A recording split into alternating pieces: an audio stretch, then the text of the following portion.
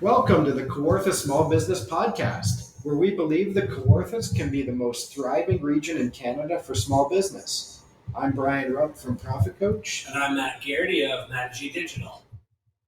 And before we get started, head over to kawarthasmallbusinesspodcast.ca/checklist and download Matt and Brian's marketing checklist for Kawartha small businesses. We're recording from the Thrive Podcast Studio at Thrive Co-working Community at 18 Kent Street West in downtown Lindsay. And with us today, we have Brad Campkin, who is the retired owner of Campkin RV Center in the mighty metropolis of Myrtle Station. So welcome, Brad. Thanks for having me. I'm excited to be here. Awesome. Tell us a little bit about what it was like being in the RV business for many, many years. Well, I don't know how long this podcast is for, but to give you a quick overview, I started working with my dad in 1973. So you think about what technology was like or not like back in 1973 and retail in a seasonal business. And we operated, I was working with my dad through high school. When I got my propane license in 1974, I didn't realize I had to work every day of the week after that because I was the only licensed mechanic he had. But we operated out of Pickering in those days, and we sold trailers, delivered them to all the different campsites around Ontario. So once I got my driver's license, I was able to travel all around to small communities like Fanlon Falls and Bob Cajun and all over Ontario. And I left the company in 84 for 4 years. I worked for a wholesaler in the industry, which was I got to visit the dealers around the province. Oh, wow. So it was a great insight for me as a young person. I learned a lot about business through my manager and owner at that time that I worked for, and came back in 88.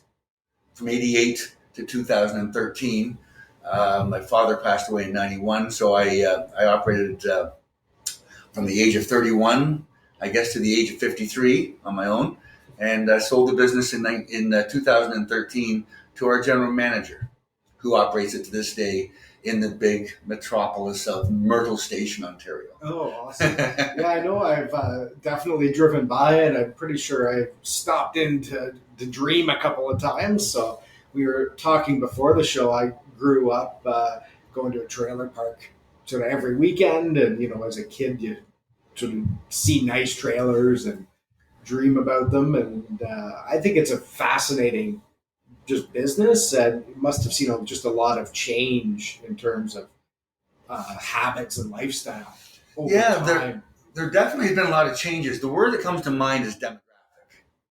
In our industry, the demographic has been very interesting. If you go back to the 70s, where tenting was quite popular for families, to get off the ground, they went into what they call a pop-up camper, a little tent trailer. And that was a big deal to go to a tent trailer. Of course, the cars back then were all huge, big block engines and stuff. So you tow an 18 or 20-foot trailer, those trailers weighed as much as the 30, 32-footers do today. Yeah. And the demographics from those families back then to those people are now grandparents with grandchildren who want to go camping with them, and we've seen the demographics change quite a bit over the years. Yeah, that's so fascinating. And when you say that, there was a couple at our trailer, and they were in the same site forever, but they had started tenting with their kids, and then they got a pop-up trailer, and then they had what was a nice trailer but not very big, and now they're retired grandchildren with a big park model. Yeah, I think that industry, the RV industry, or recreational industries in general, do mirror our population as to what's going on. So if you think about it now, if somebody's, let's just say, 25 to 30 years old, what are they going to do recreationally? You can jump in a vehicle, you can go to hotels or motels, and that's fun to do. It's a destination kind of thing. But if you wanted to travel, you hook onto an SUV with now lightweight trailers have gone full circle from the 70s when, quote unquote, there was going to be no more gasoline in the 70s, all the way around full circle to where we are now. The the SUVs that tow approximately 5,000 pounds. We have a whole new demographic of people wanting to go quite often with a couple with their pet, Oh yeah. that want to take off and they're towing a little 16 to 18 footer behind them. So it's really, the demographics are always changing. The good news is the demographics are always changing, Yeah. and people still want to go away, and they come to the Kawarthas and Muskokas. They come up into Ontario to visit, go to lakes, and just see things they can't see down in urban Ontario. That's neat. You talk about driving around Ontario so much. What's the nicest park or spot that sticks out in your mind? That's a question that has no answer because there's too many answers. Literally, you could get in your vehicle and go to a different destination every weekend for the rest of your life in Ontario, not see the same thing twice and be in awe of the lakes and the vistas and the beaches and the small towns. That's one thing, that we have so much going for us up here in the Kawarthas, but the small town has a whole different vibe when you get out of your vehicle and you walk around and people are talking to each other and you're sitting next to a lock or you're sitting, in a park. There's just so much to do in this area that that's I think the real attraction of the RV industry. Again, I've been retired for almost 10 years now, so I'm not as involved in it day to day, but it still is, of course, after 40 years of doing it, I watch and see what's going on, and it's a great industry. What do you think you're selling? Do you think that you're selling fun? Are you selling a vacation? Are you selling family time? Are you selling the destination? What is it you think you're really selling? It's interesting you guys are talking about selling, and I know this is a business podcast. So the first thing I'm going to say to you is we really didn't sell anything, Matt. We really didn't sell anything. Truly, people came in looking for something. And that's a different, when they walk in the front door, think about it. When someone walks in your business and you're like, I got to sell this guy something. It was a different vibe. People walked in the front door and saying, I'm here to get something. Can you supply that? And you think about it, the first thing we have to do is an interview. Yeah. I don't know what you need. Yeah. So let's talk about it. Where are you in the demographic? Are you a young family? Are you a family with teenagers? Are you grandparents with grown up children and grandkids? So really, what we sold is what they needed, and that's why you go from a small trailer to a medium sized trailer to some people would park their trailer in a campsite permanently, depending on what their needs were. And the other thing we provided was peace of mind. People don't really realize how important that is when you're buying something. Let's face it, I don't know about you guys, but my wife and I, when we go to buy something, nowadays, we used to ask people around the campfire, where did you buy your trailer? Well, that's called, reviews, referrals. That was the social media of the day in the 70s. But now we sit around a campfire, but it's online. And we say to the world out there, where would you buy? And the reviews are, the peace of mind is what you're looking for. Am I going to deal with a dealership who truly has your back when you're in trouble or there's problems? Are they going to set the expectations up early that what we can do for you, what we can't do for you? Transparency. So when people come in, Matt, and they ask for product, it would be easy to sell them what we had or what we thought they needed. We were trying to find out what they needed, because if they bought the right product, their experience and their enjoyment was a lot better. And then, of course, as a dealership, and every dealership's going to say this, but you have to stand behind what you do, because the manufacturers, there's so much they do, but they're at a factory. When the customer comes in, they buy that vehicle, and they're going through the first day of orientation. We've had people go through the dealership saying, I've owned 6 trailers and never was I explained in the detail you guys have how to operate it. We always felt it was our responsibility to train them, because the better we trained them, the less problems they had, and therefore we had afterwards. So it was, selling somebody something, is really providing a service that they need. Is that a good answer? Oh yeah, for sure. What I was trying to think about was, to me, it's such a fun industry, and I realized while you're talking, I'm jealous of that because, from my perspective, and you might be able to spin it differently because you're always so bright and cheerful and put like an optimistic spin on things. When people come to me for marketing, they're not happy. Their business is blah. It's declining. Their marketing agency isn't working. So I always start that conversation. It's a lot of me empathy and like I understand and this, but it's never like a fun, optimistic tone. I'm jealous of you because people are coming into Campkin RV Center and they're like, I want to go somewhere with my wife, my boyfriend, my partner, my dog, my family. To me, that just like I'm getting goosebumps. And I was like so excited and happy. Like you're selling fun in a way to me. Yeah, that's so exciting. It is, and it's funny when you put it in those terms. Interesting thing when somebody walks in the front door of your business, and whoever's listening to this, you're gonna be selling shoes, haircuts, food, whatever you're selling. Ask yourself when they walk through over your threshold, how do they feel? Mm-hmm. How do they feel? For us, we wanted to tear down the walls, the barriers, because they would come in. Let's face it, we all walk into a business that wants to take our money defensively.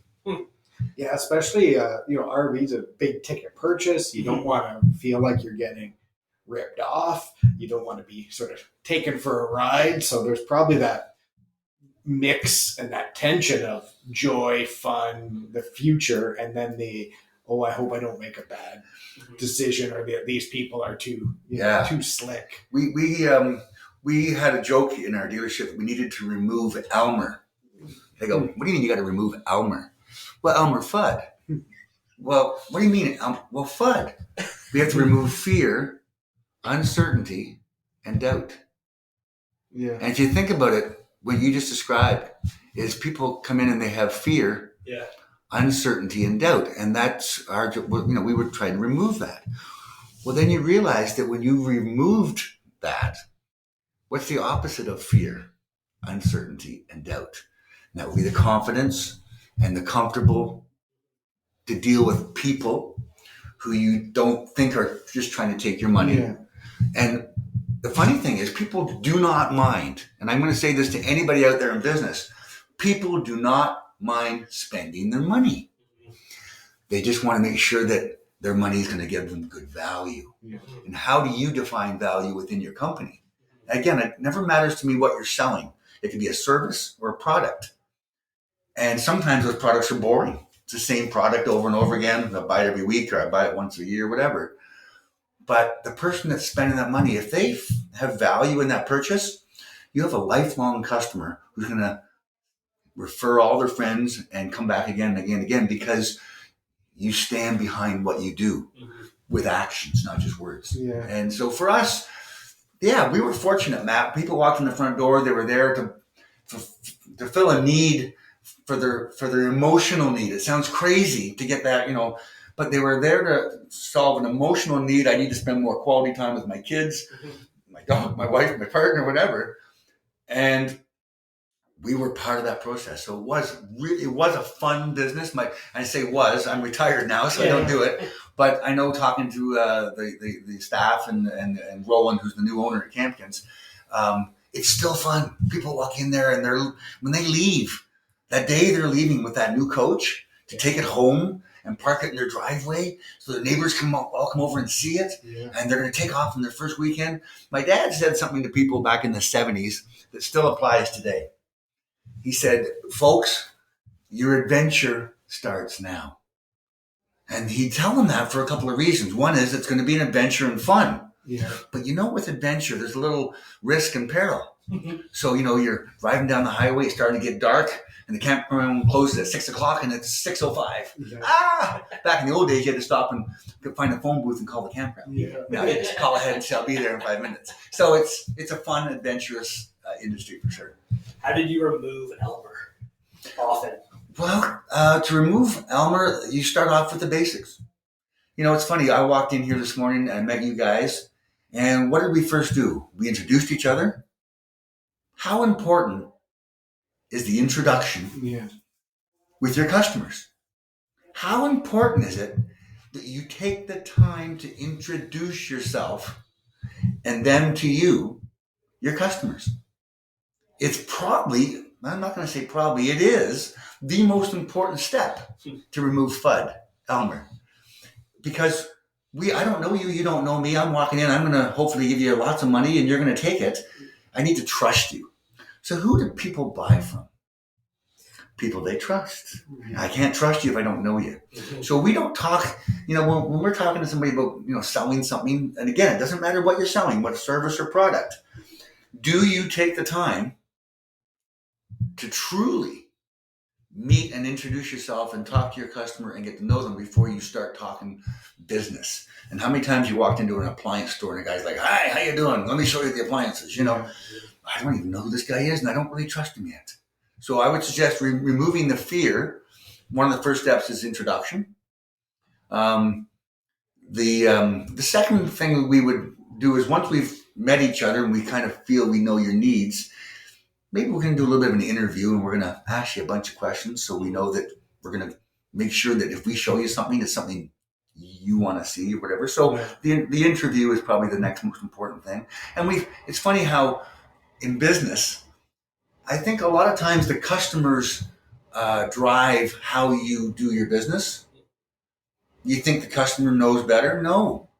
I remember a customer one time came into the place and he says to me, "I want to go see your trailers." And I go, "Okay. Well, come on in and sit down for a second. We'll go." "No, I haven't got time for that stuff. That crap. Yeah. Let's go look at trailers." I go, "Not a problem. Let's just look at, okay, so you're good for like 3 hours? You're good for like a 3-hour tour?" He goes, "What?" I go, "Well, there's about 100 trailers out there and about 10 minutes each. I'm just trying to do the math on this. We're going to need about 3 hours of your time to show you all the trailers." And then he said, "Well, I don't want to see them all." I said, "Great. Can you tell me which ones you'd like to see?" And without him knowing it, we started the interview, and I got him and he got me right away. So customers don't always know what's the best. They need a guide to tell them. To help them. This is so we talked before about, the life cycles. That first time someone comes on the lot and you interview them, how often is it in your mind that you're really setting up what could be a lifelong friendship or relationship with them? Because I'm sure you have lots of examples of people who probably, bought dozen or many trailers from you over the time. Yeah, it's funny. I would say to you that you really don't start off a relationship of any type thinking 10 years down the road. Yeah. You really don't. And think about it, your own personal, how you doing? You meet somebody, Matt, we did the 100 men meeting last week. There was 70 guys there. And, some of the guys, I know them by sight and I know their name. Some of the guys I meet for the first time. But guess what? 2, 3, 4, 5 years later, we become closer and closer and closer. So the answer to your question is we start off a relationship like every relationship. Meeting, getting to know each other. And if we do a good job, and if we can fill their expectations, meet them, then the relationship's going to go further. And I think that applies to just relationships in general. But in a business, we don't want to make it too clinical. It is just a natural way. If you're the kind of person that naturally creates relationships and maintains them over a long period of time, you're probably going to do the same thing in your business. Yeah, I just think it's needed. It's not a transactional or clinical thing, but it's just one of those. It's almost a way to, sometimes in business you think about the short term, like, well, what are my sales this month? But when you approach it as the long term, it's like you just would never know. That car driving in the lot might be someone who you do business with. Yeah, one of the first questions our staff is trained to ask is, "Hi there, have you been in before?" Yeah. Being in business that long, and honestly, Campkin went computerized in 1988. So the database is somewhere around, I believe, 80 to 90,000 customers in our database. And that's a database of our customers that we've dealt with over the years. So that's one of the first questions. There is an answer to your question, which maybe in thinking it through, your responsibility as a business owner, once you've met a customer and maybe done some business, it's your responsibility to keep that relationship going. Yeah. So the database, collecting with their permission, email and phone number and address. And it sounds crazy, but I don't care what size business you are. I'm always shocked when I walk into a business, do some business with them, and leave, and they haven't even asked me for any information. I don't care if you're the smallest business out there can have a little thing on the side of their cash counter that says, enter our draw once a month, fill this out, collect an email, and follow us on Facebook, social media. Those are the things we continue to do, or they continue to do at Campkins, to continue that relationship. And it's not about a selling relationship. Often our relationship after the sale is more about engaging with the lifestyle, participating in their experience, you know. Oh, I think, it's such a brilliant fundamental that every business should follow. You're right, it's not about selling, but if I bought something from you and something goes wrong, I might not even know it's a common thing that goes wrong, and you guys can fix it really fast. I had something similar with someone in town. I made a purchase and something kind of broke on it. It was kind of annoying. And if it wasn't for them talking to me, I wouldn't have known that it takes them 3 minutes to fix it, and it's a common thing and they want to fix it. Otherwise, I would have just been frustrated with it. So I'm sure it's the same thing with that relationship. And then they're never walking into somewhere else, or they might walk in to look around somewhere else, but they're coming to you. Yeah, it is the business owner's responsibility to continue the relationship. And that is not about selling. That's about staying in touch and making them aware of different things that you can do for them as a business. Yeah. Absolutely. That's exciting. So you talked about 1988 computerizing and setting up that database. We talked before about some other things you did a bit ahead of the curve. So maybe tell us a bit about that. What comes to mind is sort of websites and then social media. What I think about when I think about doing, what's marketing, things you do to engage with your customers, the first thing that comes to mind is don't do what everybody else does. So the term I used for years was, and I pronounce it, whether it's pronounced antithesis or antithesis, be the person in your industry that goes left and everybody goes right. Yeah. So things that we would do, thinking back in the day, I had the business is located on Highway 12 north of Brooklyn. So but south of Port Perry, Manchester. So we're actually in the town of Whitby, in Myrtle Station, but we're not part of Brooklyn. We had competitors on the highway. You couldn't say you were in this town or that town because you'd really point people to your. So what we did was we had an RV show every year that we go to, and you'd meet people in Toronto, and they say, "Where are you?" I say, "Well, we're in a hamlet called Myrtle. Now we say it's worth the hurdle to." They would laugh right away. Yeah. We'd stop. We'd give them a pregnant pause. And a pregnant pause means you're going to get something out of this, right? We'd say, it's worth the hurdle to, and they would say, Matt, they'd laugh and say Myrtle. Now think about this as marketing. You're in a trade show. You're going to meet 500 people face to face in the booth. You've trained your staff to use that opening line. Where are you? Well, we're in Myrtle Station. We say it's worth the hurdle to. They'd laugh and say Myrtle. That would stick in their head. So that's an example of being different. And we stole the idea from the Hyde House. We used to have Eddie Shack come to our open house, clear the tracks. Here comes Shack. Yeah. Well, we were north of the railway tracks. I'm trying to think of something that would work, So, humor is an important thing if you bring it into it. We were talking earlier on with one of your fellow business fellows here who does headshots. What's his name? Luke from Morning Cup Productions. Thank you. So Luke was here. I said, Luke, you do headshots. Yeah. There's a lot of headshots out there. Yeah. Every real estate agent you ever met. I always look in the back of people's business card. What's on the back? Put a headshot on it. But how do you make a headshot stand out? And I'm sitting there thinking, if you feel like you're carrying your customers on your shoulders, maybe you should have 5 customers on each shoulder on your headshot. Yeah. I mean, do something different. So I always look at that. And we had different things we did over the years in marketing. that made us stand out from the rest. You told me when we first met, I think that you were one of the, maybe not first people, but early adopter of digital marketing. Was it email or social? And you were on like the wholesalers' social accounts and everything. You took them over. Yeah, it's a great. So think about it. So social media hasn't been around that long. Yeah. Like it really is relatively new, but we are all on it every day pretty well. Yeah. I'm thinking Facebook's only over 10 years old, isn't it? I'm trying to think. Like I was in college when how old was I then? It was 20, probably 19, 20. like Facebook was still 05, 06, because I distinctly 20 years remember ago. in a marketing class somebody asking me if I ever heard of Facebook. What year was that? That would have been, it was 05 or 06. I think I graduated high school in 05. So there you go. So social media is relatively new, right? Yeah. So for us, and you think about 06, you said. So 08, 09.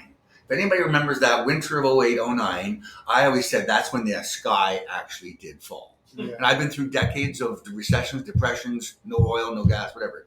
But 08, 09, the sky did fall. The banks collapsed in the States, and in Britain was also hit hard. Canada, we're fortunate with our banking system, but it affected all of our industries. I was in the Durham region at that time, and General Motors shut down. Yeah. Like you think, what? So at that time, I had to, and my own company would have gone out of business. So I had a meeting with my general manager, who now owns the company, and I said, we have to cut our budgets 20% right across the board. Our entire expense sheet has to be cut by 20%, other than salaries, which we can't do. I said, but yours and mine, we can. So we cut our own salaries 20% and cut the entire company's expenses. So then we had to say to ourselves, and this is a key point, we need to promote our business with no money. So that's where I said, I think Google's an important thing. I think Google's important. I think people are using that. And they were, of course. Well, Google owns they own YouTube. Well, we should have a YouTube channel. Now, at that time, understand, most RV dealers, most people in business, let's just say you're middle age, and that newfangled technology, I don't know how it works. It's what most guys would tell you, right? How does this phone work? I don't know. So we basically, it was January, we'd pull a trailer in the night before, it would melt overnight. In the morning, I did a 3-minute video, took about 15 pictures and uploaded it onto our website. Our website was one of the few websites that had dynamic inventory. It was updated on a daily basis. If it was sold, delivered, what just came in. And we used social media at that time, Matt, to engage with our customers, to share. We weren't necessarily always selling, but we started to build our database of customers online. Yeah. And that was, we were not just trying to sell them stuff. We were sharing with them our ups and our downs. We were sharing with them our new employees. We shared with what was going on in our 4 walls. So they were at home and they could see what was going on, and they felt more connected to us. And that's the word I use. So for us, we are early adopters. We got our first website in 88. We were one of the few dealers then that updated weekly. In those days, remember, I saw an ad the other day for Auto Trader, and the guy was talking about, my dad and I used to open up the Auto Trader every week and spend an hour going through the pages of the Auto Trader. And we used to do that. We used to advertise there.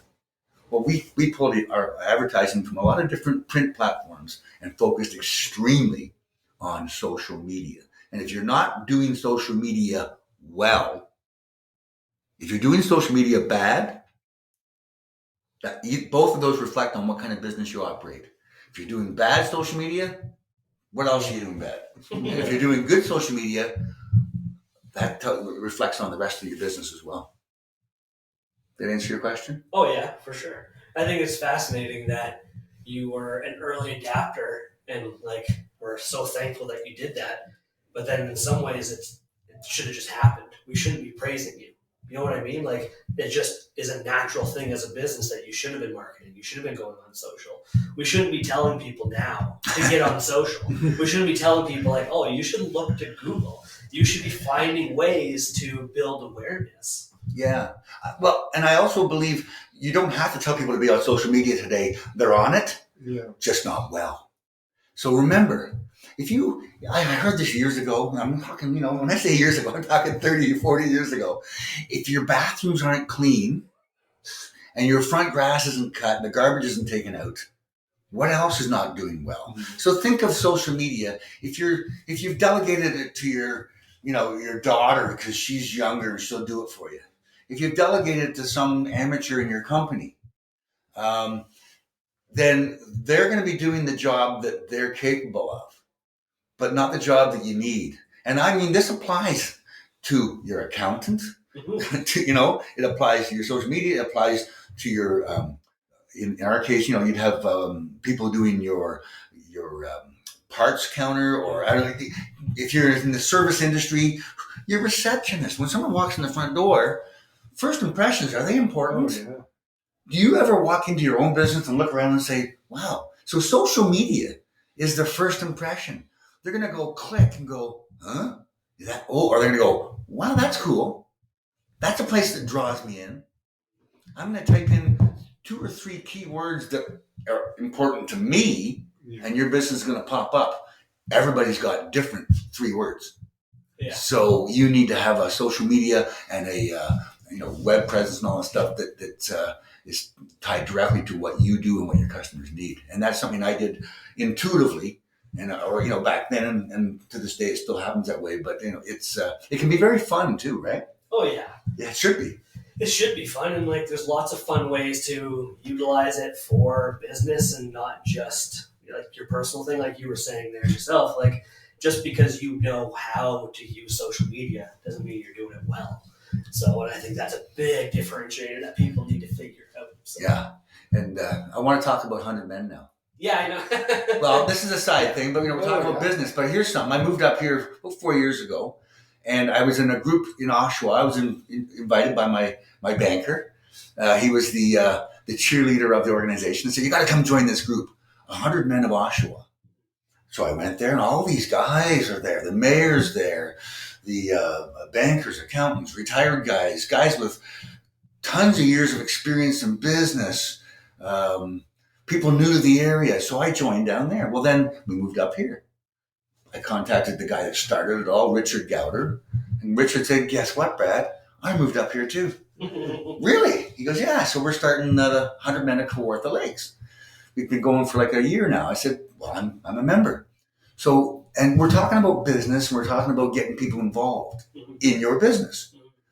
Well, with 100 Men, we have 119 members as of yesterday.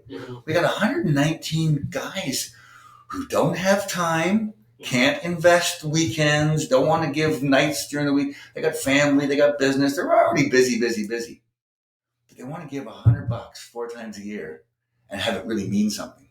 And so with that group, what I did was I said to Richard, I did this for my business.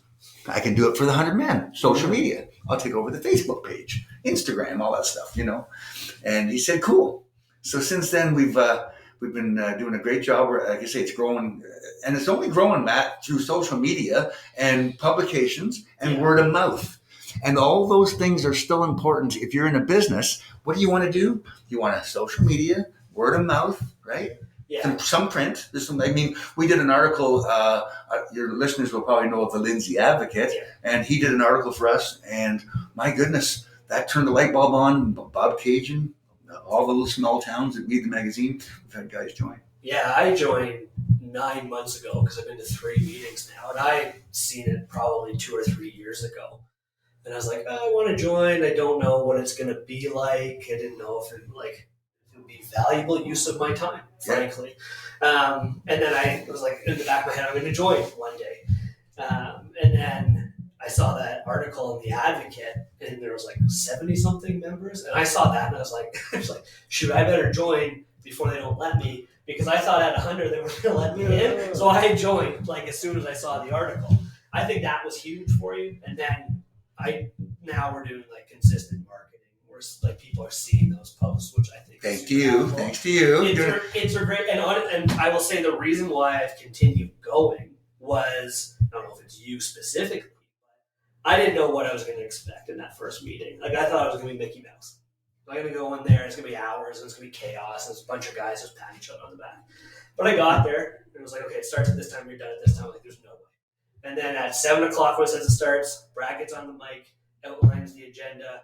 I think the previous charity was there to like explain what they did with the money.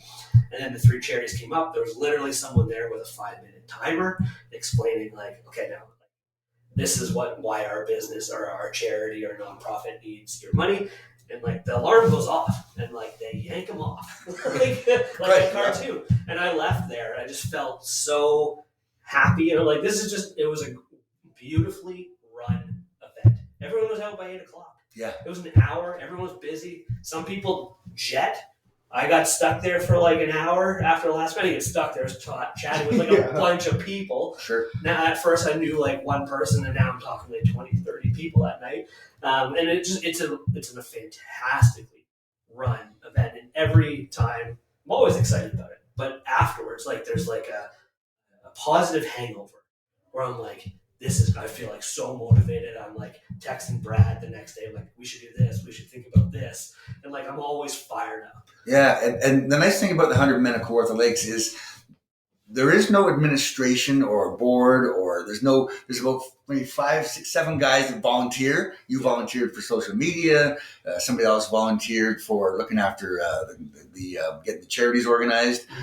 Someone volunteered for facility. There's just different guys that stepped up for volunteering. And I really appreciate your comments there. I've never actually heard that it's run efficiently like that. And again, I'm always applying what I've learned over my many years in business, because in a business, if you're not efficient, you're the opposite of efficient. Yeah. There's only one or the other, and that means you're wasting time, you're wasting money, and you're not getting the results you want. So what I hear is we don't waste time. It is literally 6:30 registration, 7:00. We start our meeting. By 7:30, we voted for a charity. We started something. I went down to the Oshawa meeting, the previous meeting, and with Richard, because our business is still a member there, and I wanted to go. And I forgot some stuff. When we come into the meeting, now we bring our check in, register, and hand our check over blank, so that the guys that are organizing that part of it aren't scrambling at the end of the meeting. So these are little things, and I say this to you because no matter how well organized your business is, no matter how many years you've been doing something, you've got to take a look at your processes every so often and say, how can I do it better, more efficiently? And that's going to, making money is all about saving money as well, without hurting your product. And so, yeah, what you said is right on the button. We get there at 6:30, register, 7:00, finish at 7:30. But a lot of guys do hang around for about an hour. Oh, yeah. And because you've got new members, like this last meeting, we had 3 charities, and this happens almost every meeting now. One of the charities was the Grove Theatre in Fenelon Falls, and Tim Weisner, who's the main guy for organizing that, spoke. And he said, guys, I'm glad you invited me back, and I'm proud to tell you all about our theater, but you guys got 2 other charities here which are incredible and need your money probably more than we do. Oh, that was like when he said that. Yeah. When he said that, that's the quality of the guys in that room. Everybody around the room looked at each other and said, "Wow, you think we'll be going to the Grove Theater?" Oh yeah. And then he said, "And by the way, I'm joining." Yeah. And he's a member of the 100 Men now. He saw, and something that you said there, Matt, is most people. I asked the same question: are we maxed out at 100? No, it's just called the 100 Men because when the thing started, they thought 100 would be a good goal, $10,000. Oh, yeah. It can go as high. I'm going 150 right now to my goal, and we'll go to 150, and then we'll go to 200. Tim was part of the team, Tim and Chris, that designed Thrive. Oh. So I was chatting with Tim afterwards, and he was saying he thought that he had to be invited to 100 men. So he said, like, for years, he was checking the list of the men on the list, and he was like, I know most of these guys. I've worked with most of them. It's like, what the hell? Why is nobody inviting me? Yeah, is it an old boys club? Well, exactly, yeah. But no. Well, we should right now invite everybody. Well, it was actually something like when they said that, I clicked, like, that's something we need to address in our messaging and make sure people know. You can pop in, drop in, whatever. Yeah. But it's, and that's what I thought too. Like, I thought it was going to be like an old boys club, but it was just so well run, and I left that first meeting just excited to come back. There's something we talked about before we did this podcast, and I've repeated this many times over the years. And thinking about what you just said about how the variety of guys we have in the group, we have 119 members from all different walks of life in the Kawartha Lakes. We talked about competition, and I always ran my business from the concept I had 5 major competitors. And I was taught this by a consultant many years ago. I have 5 major competitors. My biggest competitor in my business is in the mirror every morning, the owner of the company. The owner of the company will make good or bad decisions and cost the company or not cost the company money every day. Yeah. My second biggest competitor was my staff, my employees. When you ever had this happen when you went to a business, and the employee goes, "Oh, the owner's a real jerk," or "Oh, this product's terrible," whatever. Who's your competition? The employees are either with you or against you. The third competitor we'd have would be our customers. Now you think about customers.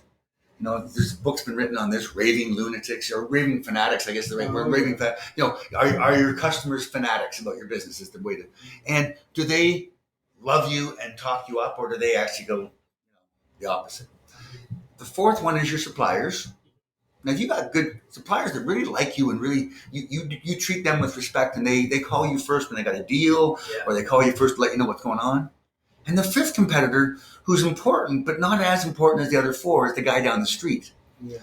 Well, interestingly enough, in the 100 Men of Kawartha Lakes, we have guys from all different aspects of business in the Kawartha Lakes coming together for an hour and a half, hanging around afterwards, talking about what?